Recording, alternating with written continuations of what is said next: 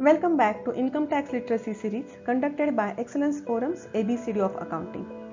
Friends, in this series we have started with heads of income, and in last two videos we have seen provisions relating to calculation of income from salary. In this video we will go through some important points relating to salary income and also an illustration for better understanding. For tax purpose, the term salary is inclusive and includes everything which by nature constitutes salary. Salary is taxable on due or receipt basis, whichever is earlier. When any advance salary is included in the total income of any person for any previous year, it shall not be included again in the total income of that person when that salary becomes due. It means salary will not be added to your total income two times.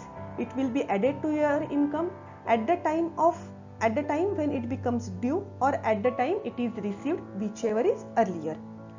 Advance salary is considered as salary, whereas advance against salary is not salary. Salary can be received from more than one source. Taxable amount of perquisites is calculated as per the valuation rules specified by the law, and these rules can be different for different perquisites. In case of specified exempt allowances, exemption is restricted to the limits specified by law, and these limits can be different for different types of allowances. Now here is one important point, that employer-employee relation is important to classify specific income as income from salary.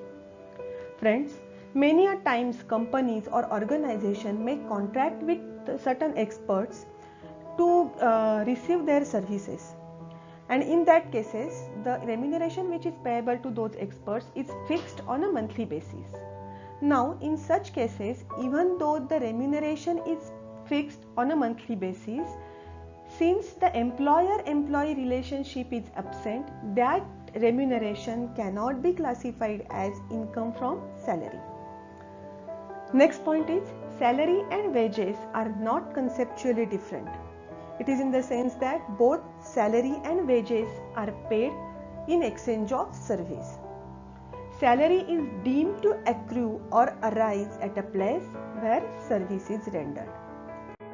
Now we will go through an illustration. Mr. Ramesh is a salaried person and details of his salary are as given below. His gross salary including all allowances, bonus, incentives, etc. is rupees 15 lakhs. Taxable value of his perquisites is as given below. Now friends, here the taxable value of perquisites is calculated in accordance with the rules specified by law. The first perquisite is ESOP, that is Employee Stock Option Plan, the value of which is rupees 4,50,000. The next is motor vehicle, rupees 2,50,000. Interest free loan, 1,50,000. Total taxable value of perquisites is rupees 8,50,000. In exempt allowances, only house rent allowance is exempt in case of Mr. Ramesh, and the amount of exemption is rupees 2,50,000. Professional tax deducted from salary is rupees 2,500.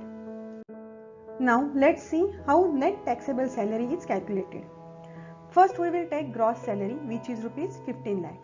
To that we will add taxable value of perquisites, which is rupees 8,50,000, and from that we will reduce exempt portion of allowances, that is exempt portion of house rent allowance, rupees 2,50,000.